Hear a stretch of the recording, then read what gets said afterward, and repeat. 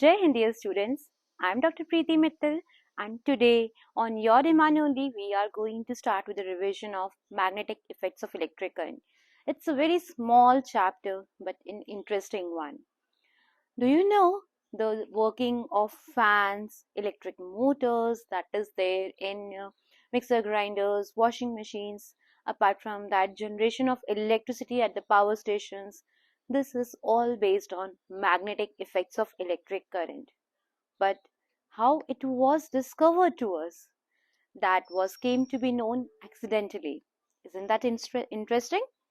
Once Hans Christian Ørsted was doing some experiments in his laboratory, and there was a magnetic compass lying on his table. So what is a magnetic compass? A magnetic compass consists of a freely moving needle, and this needle will point in the direction wherever the Earth's north pole is there. The head is going to point towards the Earth's north pole, and the tail part is going to show Earth's south pole. Now, if any other magnet is brought close to it, then the like poles of the magnets repel each other, and so if you bring the north pole of any magnet, this north pole will be repelled by it. Okay, so it's like a freely moving magnet only. It's just in a compass, so it's free to rotate, and it's just like any other magnet. The like poles are going to repel each other, and the unlike poles are going to attract each other. And when it is not surrounded by any other magnet, the head is going to point towards the Earth's north pole. So a magnetic compass was lying on his table, and he was carrying out some experiments. So when he joined the circuit, he found that there was a deflection in the magnetic compass. It was very much surprising for him, because though there was no other magnet nearby. Then he turned off the current and found that the compass again came back to its neutral position. Then he again turned on the current and found that again the deflection was there. And he concluded that there is a magnetic field generated. Whenever current is flowing through a circuit, then a magnetic field is generated around it. And that's how we came to know about this magnetic field. So we are going to see about the properties of this magnetic fields, as well as the magnetic field lines around the bar magnet. Okay. So first, continuing with this only, the properties of the magnetic field. Whenever there is a current carrying conductor, then that can produce a deflection in the compass. That means a magnetic field is generated near the compass, near the current carrying wire. Now, how this magnetic field is going to change? Is it having any particular direction? Yes. These magnetic field lines always have a particular direction. How Ørsted came to know about it? Ørsted came to know about it by just reversing the circuit. Earlier, whatever circuit was there, he just tried to reverse the circuit and was surprised to find that the compass was now pointing in the opposite direction. That is how we came to know that these magnetic field lines have a peculiar direction as well. Now, what about the deflection in the compass? Is it going to vary with the current? So let's see. If we have a current carrying conductor in which current is flowing, then here current is flowing, then the then the deflection produced in the compass will vary with the amount of current flowing through the circuit. Means more the current through the circuit, more will be the deflection produced in the compass. Means more will be the current, stronger will be the magnetic field. Okay, strong magnetic field will be there, then the compass needle will be showing more deflection. Now second thing is the distance. That is true for any magnet. If you are having a magnet, just imagine this current carrying conductor as another magnet. So what will be there? If you bring another magnet, then near the magnet, the magnetic field is more. And as you go away from that magnet, the magnetic field is going to decrease. Similarly, here also, if you have a current carrying conductor, the distance is inversely proportional to the magnetic field. So if the magnetic field we talk about, then it is inversely proportional to distance. from the wire. So if we increase the distance from the wire, if we go away from the wire, then the magnetic field is going to decrease. But if we come near the near the current carrying conductor, then the magnetic field is also going to increase. Okay, so more the current, stronger will be the magnetic field, and more the distance, lesser will be the magnetic field. Fine, I hope this is clear. This deflection is showing the magnetic field. So more the current, more will be the magnetic field strength at that point. Okay, both these things are about the current carrying conductor. Now just let us see about the properties of magnetic field lines around a bar magnet. Okay, so if we have a bar magnet, it will be having two poles, north pole and south pole. If we try to draw the magnetic field lines in this using a compass, then we get that the magnetic field lines are like this. They are in the form of concentric circles arising from the north pole and going towards the south pole.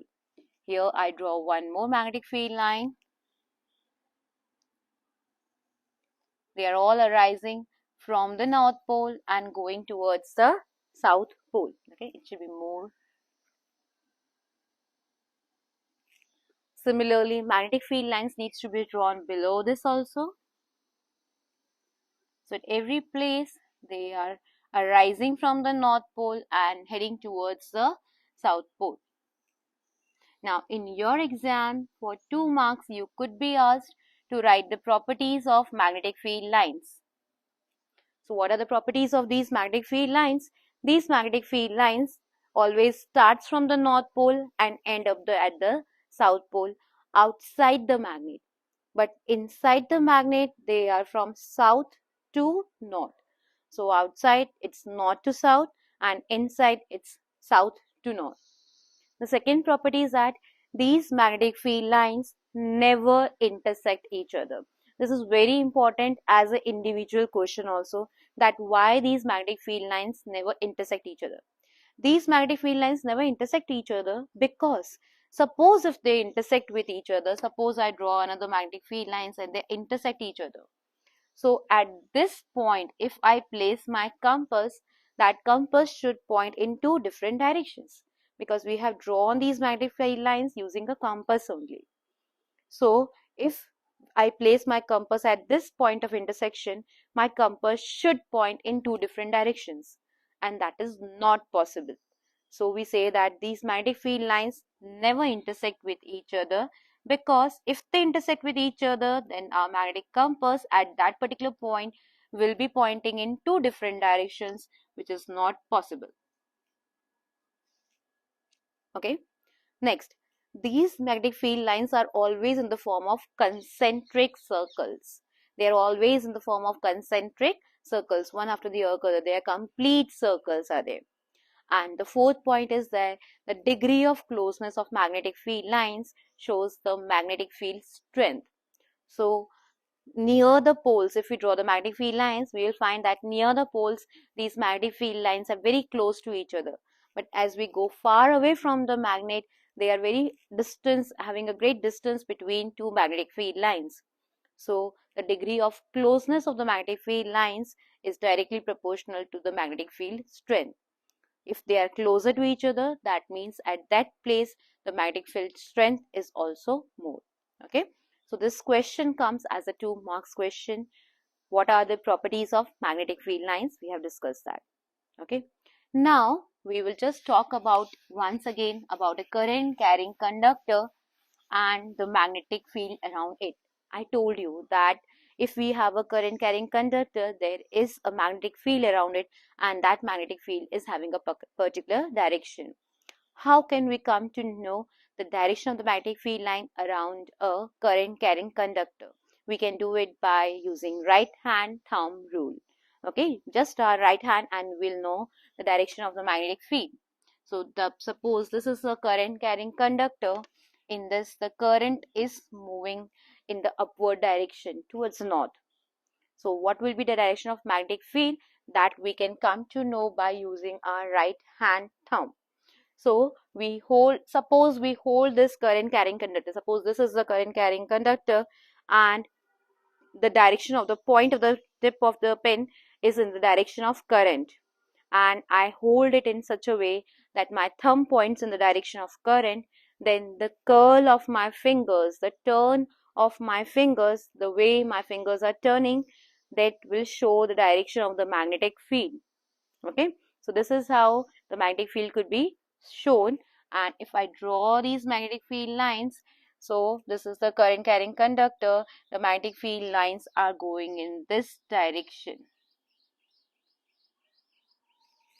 This is the direction of the magnetic field lines. When the current is going upwards, the turn of the fingers is like this. So the direction of magnetic field lines is anti-clockwise. You can see that it is anti-clockwise. Why I'm saying anti-clockwise?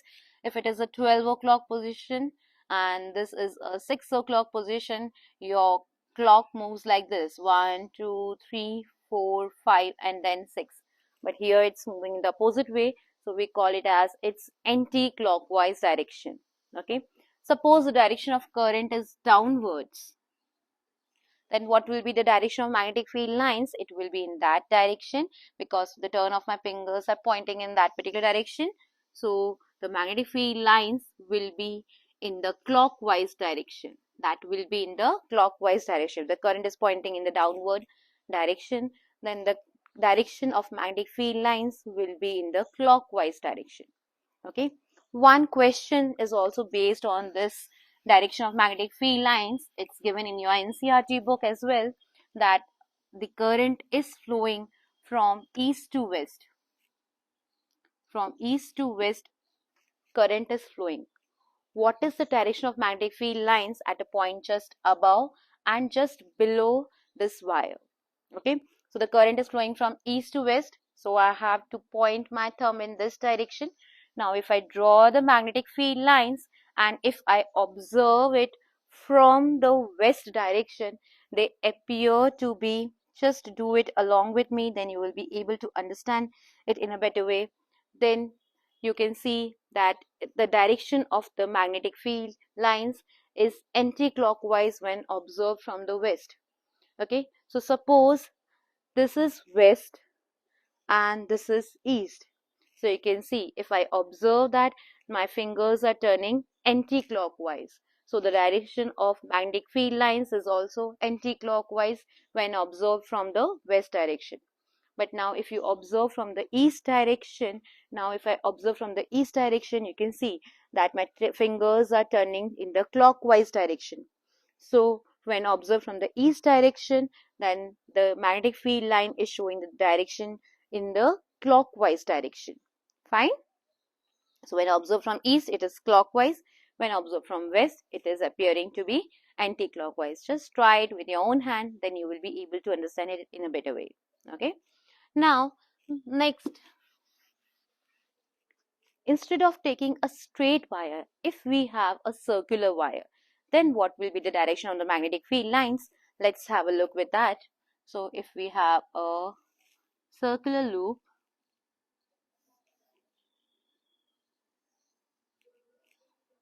and we connect it to the two terminals of a battery or a cell, then the current will arise from the positive terminal and will be going towards the negative terminal. So if we observe the direction of magnetic field lines across this part, the current is moving upwards, so the direction of magnetic field lines will be anti-clockwise and the direction of magnetic field will be somewhat like this. If I draw one more magnetic field line around it, then the direction of magnetic field lines will be all in the same direction, that is anti-clockwise direction. If on that side I try to observe the direction of magnetic field line, what will be there? The current is pointing in the downward direction, so the direction of magnetic field line will be pointing outwards, means it will be in the clockwise direction. This is one magnetic field line that I have drawn. This is the second one I have drawn. I hope this much is clear to you. Now comes a real concept, real important thing, that is, if I draw some more magnetic field line, if I draw one more magnetic field line, Let's see about it. On both the directions, I'm drawing one more magnetic field line. Then you can observe that all the magnetic field lines at the middle point, at the center of this circular loop, they are all pointing in the same direction. So inside the circular loop, all these magnetic field lines are going to be added up, because from this side also the magnetic field lines are moving in the upward direction, and from this side also they are moving in the same direction. So when they are going in the same direction, they are going to just get added up. Because of the two sides of the wire, the magnetic field lines inside the circular loop is going to increase. This will even increase more if we increase the number of turns. If instead of taking just one turn of the coil, if I just don't end my wire here, if I just take some more turns of my wire, this is one more turn I have taken, then the magnetic field lines due to this wire will also be in the same direction, because the direction of current is the same. So if we increase the number of turns of this circular wire, then also the magnetic field strength inside the wire is going to increase. And this is the principle that is behind the working of a solenoid. On the principle of this only, that the magnetic field lines are going to be added up when they are in a circular loop, then the total current is going to get increased, the total amount of magnetic field is going to be increased. This is the principle of working of a solenoid. Okay, so what's a solenoid? Let's have a look with that. And why we are making a solenoid? What is the importance of solenoid? What is the use of solenoid? That all we are going to see. So what is a solenoid? In a solenoid, we take a cylindrical insulated structure and we wound copper wire, insulated copper wire around it. We are having so many turns of the copper wire, and so you can make it out that if the turns are so many, then the magnetic field because of those wires will all be getting added up. Okay, I hope that is clear. So now this solenoid will also be having the magnetic field lines around it. This solenoid is going to behave like a bar magnet. And for learning about the properties of solenoid only, in the starting of the chapter, we have discussed the properties of magnetic field lines around a bar magnet. Let's see how it goes. So the magnetic field lines around the solenoid also will be moving from north to south outside the magnet and south to north inside the magnet. So they will be moving in a particular direction, and the direction from where they are coming out, that becomes the north pole of this solenoid, and the direction of the current and the direction from where they are coming into the magnet, they were entering into the solenoid, that becomes the south pole of this solenoid. So it's like this. So in this case of solenoid, in case of this solenoid, you can say this part of the solenoid is the north pole and this part of the solenoid is the south pole, because all the magnetic field lines are coming out from the north pole and entering into the south pole. The direction of magnetic field lines, whether it is a bar magnet or a solenoid, the direction of magnetic field lines are always north to south outside the solenoid or outside the bar magnet, and inside they are from south to north. Okay, it got erased. South to north inside the solenoid. So now what is very important is one experiment that you must have done in your childhood. If you take a magnet with you and you bring some pieces of some nail, okay, any non-magnetic material, okay, you must have seen some awl pins, है ना? And if you bring a magnet close to an awl pin, what happens that if suppose this is a awl pin and this is a magnet, this awl pin will get stuck to it. Okay, now if I have another awl pin and if I bring this awl pin next to this awl pin, what happens? ये भी उससे चिपक जाती है. You must have observed that. So is it a magnet? Is this all-pin a magnet? No. But in presence of this magnet, this all-pin has gained a magnetic property, due to which another all-pin will be getting stuck to the first all-pin. इस ये एक magnet नहीं है, फिर भी एक magnet के contact में आने से this all pin of mine is getting behaving like a magnet, and due to which another all pin is getting stuck to it.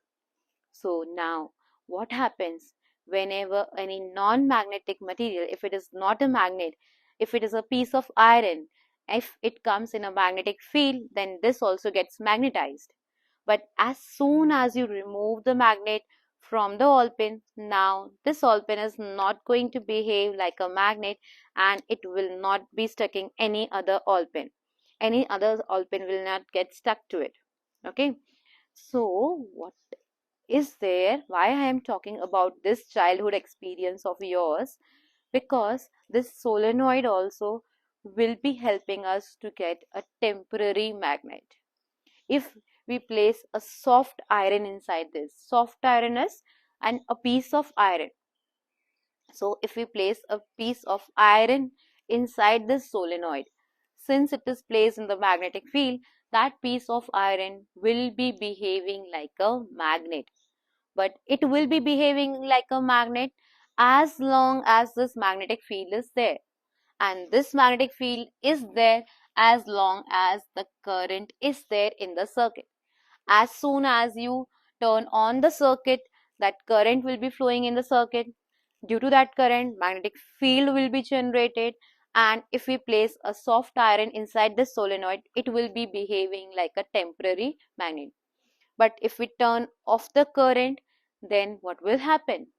If we turn off the current, no current is flowing in the circuit, then no magnetic field will be there, and the iron piece will no longer be behaving like a magnet. Such a piece of soft iron which behaves like a magnet only in presence of this magnetic field, such a magnet formed is known as an electromagnet. Means it was behaving like a magnet in presence of electric current only, and such a magnet is known as electromagnet. Electromagnets are very important. It's there in our daily life. It is there in all electric motors like washing machine, mixer grinders, fans, electric fans. So they are all using electromagnets. Okay. Apart from that, one more application of electromagnet is an MRI machine. MRI is magnetic resonance imaging. We'll talk about it. So that machine is also having an electromagnet for its working. Okay. These electromagnets are very powerful magnets, even powerful than a permanent magnet. Okay. And they could easily lose their magnetic properties as soon as you turn off the current.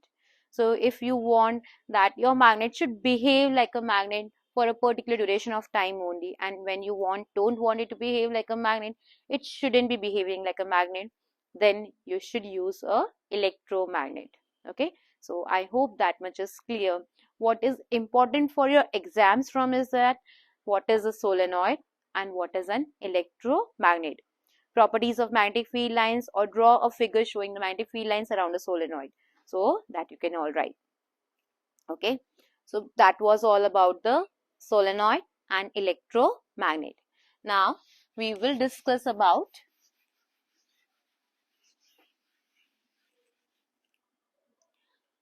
I just told you about MRI. So let's discuss about MRI. What is MRI?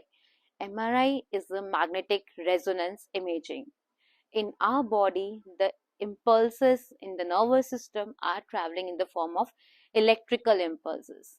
And we know that whenever electric current is there, a magnetic field is generated around it. So we can find out the imaging of our organs could be done by using this electric current of our body and visualizing the magnetic field around these organs. So that imaging technique to visualize the organs of the body is known as magnetic resonance imaging, or MRI. Two organs of our body that have a very strong magnetic field, and so their imaging could be done very well, is your brain and the heart. They are richly supplied by nerves, and so they have a very good magnetic field around them, and their imaging could be very accurately done using an MRI. Okay, so that is about MRI. Now, second last concept of the chapter is about force on a current carrying conductor placed in a magnetic field. Now, what is that? Let's talk about it. Suppose we have a suppose this is a current carrying conductor and this is a magnetic field. So this current carrying conductor is having its own magnetic field, because we already seen that whenever we have a current carrying wire, that is having its own magnetic field. And now if we bring a magnet close to it, there will be either attraction or repulsion between the two. They are either going to attract each other or they are going to repel each other. The direction of this force of attraction or repulsion could be known by using our left hand now. Earlier we used the right hand to find out the right hand thumb rule. Now it's a turn of our left hand, and we stretch out the fingers of our left hand in such a way that they are all perpendicular to each other, and we use the rule Fleming's left hand thumb rule. Okay. The application of this left hand thumb rule is very interesting. What sort of questions can come in exams based on this left hand rule, that I am telling you. So suppose we have a current carrying conductor and that is placed in a magnetic field, and we want to know that what will be the direction of force. That could be known by using the Fleming's left hand rule. This is the Fleming's left hand rule. Okay, so now what is this rule saying? Suppose we stretch out the fingers of the left hand in such a way that they are all perpendicular to each other. Now, one common mistake the students do is that they sometimes turn this like that. Okay, don't take it like this. This index finger should be pointing outwards only. So it should be forming an L between your index finger and your thumb. Don't do it like this. Okay, do it like this only. So there is a L formed between the index finger and the thumb. These two are perpendicular to each other. Then these two are also perpendicular to each other. Okay. So this is how you need to stretch your fingers. Now, what could be the pattern of questions? We'll directly move to that. Suppose we have a beam of protons that is going towards the east. Towards the east, a beam of protons is moving, and a magnetic field is acting on them. You all know that magnetic field is always from north to south. So in this case, if the magnetic field is acting in such a way that it is towards the north, in this plane I have kept the magnet in such a way that the direction of magnetic field is towards the north, then what will be the direction of force on these protons? So let's find it out. So if the direction of protons is towards the east, that means the direction of current is towards the east. Why I'm saying so?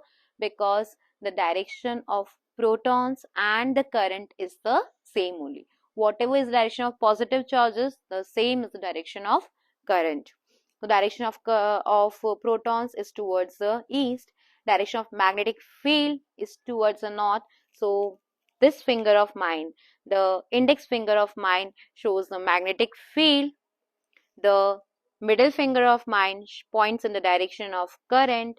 Then the thumb points in the direction of force. My thumb points in the direction of force. So the protons are moving towards east. The magnetic field is towards the north. So you can see that the thumb is pointing outwards. Okay, or if you draw in your copy, you will be finding that your thumb is pointing in the upward direction. So you can write the direction of force as outwards or upwards. Both are correct. Okay, but what will be the direction of force if this is not the direction of protons, but this is the direction of movement of electrons? Suppose we are given that a beam of electrons is moving towards the east and a magnetic field is acting towards the north. What is the direction of force on them? Let's find it out. So, whatever is the direction of flow of electrons, the direction of current is always opposite to that. Okay. Remember, in electricity chapter, the first video that I have uploaded, I told you that earlier it was believed that the protons are moving in a circuit. So direction of flow of current is from positive to negative, but actually the electrons are moving. I have not made a complete circuit. I have not added any resistor or something. Okay, but you can take that. The direction of electrons are actually flowing, and the direction of flow of electrons is opposite to that of direction of flow of current. Okay, that we have discussed in the first video of electricity chapter. If you haven't seen that, just go through that. So the direction of electrons is given towards the east, means the direction of current will be towards the west, that is the opposite direction. Now it was given that the magnetic field is acting towards the north. So where is my thumb pointing now? It's inward. Or if you're doing in your copy, then it is downwards. So the direction of force in that case will be downwards or inwards. Okay, so such questions could be there in your exam. One such question is given in your NCERT book also. Try to work that or work it out. Okay, so that was there. Now the last topic from the chapter, that is about the domestic electric circuits. Okay, in domestic electric circuits, I'm directly coming to the type of questions that you could be having in your exams. So in domestic electric circuits, we have appliances that are usually having either 5 ampere rating or 15 ampere rating. Two type of circuits are usually there in household circuits. The less power consuming appliances like tube light and all, they work at 5 ampere rating circuit, and the more power consuming circuits like electric geysers, washing machine, they all work at a 15 ampere power circuits. Okay, so that two types of circuits are there in your household circuits. Now there we have in our household circuit, we have three types of wire. One is a red insulated wire, and that is called the live wire. We have a red insulation over the wire, and that wire is known as a live wire. Second is a black insulated wire, a wire having an insulation of black color, and that is the neutral wire. These two wires are going to pass through our electric mains.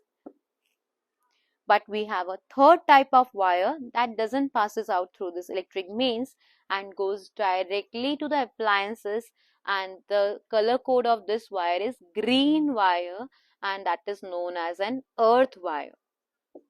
This green wire coated wire is known as earth wire. Okay, this earth wire is a protective device in our household circuit. How it is going to protect us? Let's say that. So this live wire and neutral wire, they are at a very high potential difference. In India, the potential difference between the two is kept to be 220 volts. In India, the difference in potential between the live and the neutral wire is kept at 220 volts. So what is happening is that the neutral wire is almost at zero potential, and the live wire is at approximately 220 volt supply. Now, when the current is supplied to different appliances through these wires, then the current will be flowing through them, and every appliance will be having a potential difference of 220 volt. In a household circuit, as we discussed earlier also, we are having all the appliances that are connected in parallel to each other, so that individual appliances could be turned on or off.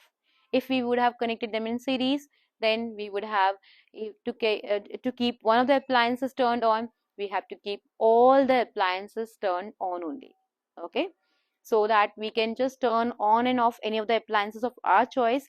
We have all the appliances in our household circuits in parallel combination. Now, what is the use of this earth wire? This earth wire is directly connected to the metallic body of appliances. Suppose this is my microwave oven, then the metal body around it is directly connected to the earth wire. So if there is any leak of the current on the metallic body, then what will be there? The current through the metallic body will be directly going to the earth wire, and passing through the earth wire, this earth wire is connected to the earth. That is why it is called earth wire. one end of the earth wire is directly connected deep under the earth on a metallic plate. When your house is constructed, at that time only a metallic plate is placed to which the earth wire is connected. So through the metallic body, if there is any leak in the current, then the current, whatever extra flow of current is there on the metallic body, that goes to the earth. And the earth is having very low potential, so all the current whatever is there, that will be going into the ground, and we call it as earthing. Okay, so if you touch any appliance at your home and you are getting a shock, then just check your earthing. That might be damaged because of some reasons, and that would be leading to shock when touching any appliances. Okay, so this is the three types of wire. I'm not telling all these things in long detail because right now we have a lack of time. I have to complete the chapter in one video in itself. Now, just remember out of that, earlier we discussed about one of the things, that was fuse. Working of fuse we have discussed in the video of electricity chapter. So fuse and earthing wire, these are the two precautionary measures that are there in our household circuits. These are the two safety devices which are there in our household circuits. What are the two? Earthing, earth wire, or fuse. These two both provide us as a safety device. Okay, now we have two more topics left from this chapter, that is short circuiting and overloading. Just we'll see about those two and then we'll be done with the chapter.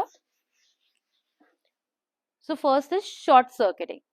You all know that this live wire and neutral wire are having a very high potential difference. So if live wire and neutral wire accidentally come in contact with each other, if this is a live wire and this is the neutral wire, and if the insulation over them is damaged somewhere, and if they directly come in contact with each other, then the current from the live wire will be passing directly into the earth wire. And since a lot of potential differences between them, there is no appliance in their pathway, so a lot of current from the live wire will be going into the neutral wire, and this is known as short circuiting. This is known as short circuiting. This short circuiting could be really dangerous because that could lead to a lot of heat generated in these wires because a high amount of current is passing through the circuit, and that could lead to catching of fire at this place. Okay, that could lead to burning of wires and catching of fires because of this electric circuits. Okay, so whenever there is direct contact between the live wire and neutral wire because of faulty wiring, this condition is known as short circuiting, and it could be really dangerous. Second thing is overloading. What is overloading and what are the causes of overloading? Short circuiting has just one reason, that is direct contact of live and neutral wire. Faulty wiring is the cause. But overloading could be due to three reasons. The first reason of overloading could be short circuiting. What is overloading? Whenever extra flow of current is there through the wire, that condition is known as overloading. So whenever excess of current is flowing through any circuit, that is known as overloading. So one cause of overloading is this. When the live wire and neutral wire come in direct contact with each other, a lot of current will be flowing through that circuit, and that is known as overloading. Second cause of overloading could be potential hike. Sometimes in your household circuit there is voltage fluctuation, and if there is a hike in the potential, that could also lead to overloading. So if excess of current is flowing in the circuit, that is the second reason of overloading. Now the third cause of overloading. Suppose we have electric mains. Suppose you have a power socket, and in that power socket, if you attach many appliances in just one socket, that socket can bear a maximum of 15 ampere current. And suppose you are connecting too many appliances to that. Suppose you are connecting two appliances that are each demanding a power supply of 15 ampere each, then that will be too much for that circuit, and that will be one of the causes for overloading. Okay, so if there is too many appliances that are connected to a single socket. That is the third reason for overloading. How could you prevent this overloading? You need to check your wiring. That should be proper. That shouldn't be damaged. Second way to prevent overloading is to check that you are not connecting too many appliances to a single socket. If the single socket is there, so the total number of appliances that should be connected should not exceed the limit of 15 ampere current. They should not be consuming more than 15 ampere current altogether. Okay, so too many appliances should not be connected to a single socket. That is another way of preventing overloading. Okay, one more numerical type question is given in the NCERT book, that if you have an electric circuit and in that circuit you are given that okay, I'll tell you the question. You have a electric socket. Suppose you have an electric iron, okay, and that can allow a maximum of 5 ampere current through it. That can allow a maximum of 5 ampere current through it, and you connect an appliances through that is having a power rating of something um, and that is connected to a potential difference of 220 volts. Okay, suppose the power rating is 100 watt. Okay, so in this case, what will be there? How much current will be flowing to the circuit? P equals to VI. We know that P equals to VI.